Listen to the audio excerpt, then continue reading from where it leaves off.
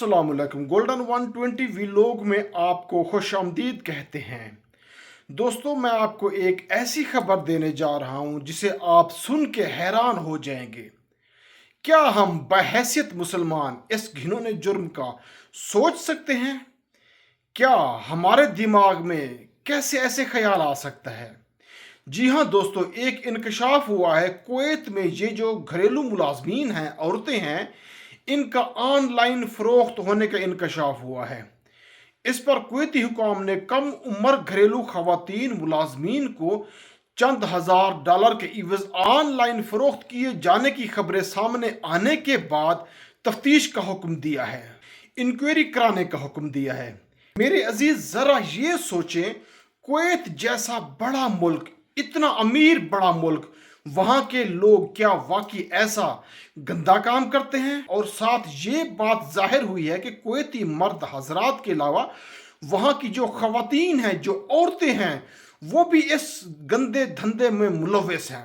वहां की जो खवातीन हैं वो ये काम करती हैं। कम उम्र लड़कियों जो घरेलू मुलाजमीन रखते हैं उनको ऑनलाइन फिर फरोख्त कर देते हैं। दोस्तों, मैं तो सुन के चकरा गया हूं यार, साथ हैरान भी हुआ हूं यार, ये क्या अमल हो सकता है? वो भी ज्यादा नहीं, चंद हजार डॉलर के लगभग। ये घरेलू मुलाजमीन कौन है, कहां से आती हैं? ये ज्यादातर बताया जा रहा है कि अफ्रीका से आती हैं और एशियाई ममालिक से, और कफील यानी मालकान, और फिर वो क्या करते हैं, पासपोर्ट और मोबाइल फोन उनसे छीन लेते हैं।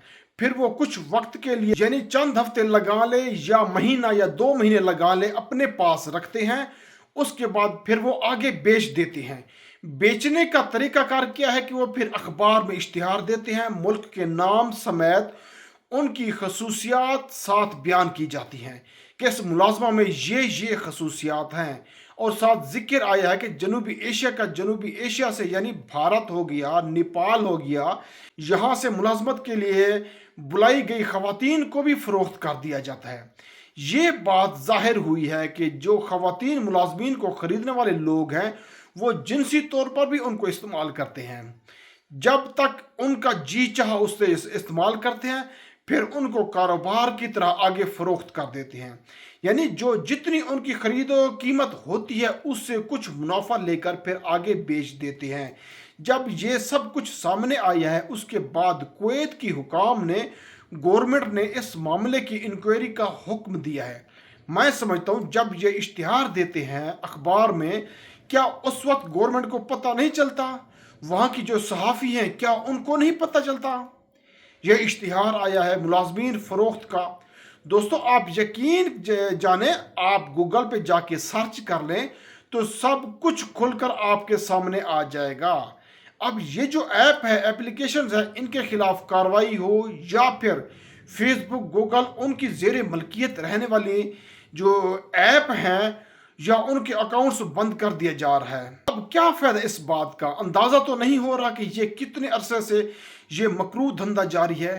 खैर, अगर अब खबर सामने आई है तो मैं समझता हूं कि कुवैत के हुकाम जो है, वो जो गवर्नमेंट है, उनको मुकम्मल सख्त एक्शन लेना चाहिए इस मकरूह धंधे के खिलाफ। और जो जो मुलव्वस है इस मकरूह धंधे में, उनको सख्त से सख्त सजा देनी चाहिए ताकि आइंदा किसी किस्म का कोई फाल ना हो। आप जरा सोचिए, जो घरेलू मुलाजमा है वो अपने मुल्क से आई है, अपना घर छोड़कर आई है, उसकी गुर्बत उसे यहाँ लेकर आई है, और आगे हम जनाब अली उनके साथ क्या करते हैं वो सारा कुछ मैं आपको बता चुका हूँ। अब उम्मीद यही है कि इंशाल्लाह गवर्नमेंट जो है कुवैत की, वो उनके खिलाफ सख्त एक्शन लेगी और सख्त सजा देगी उनको।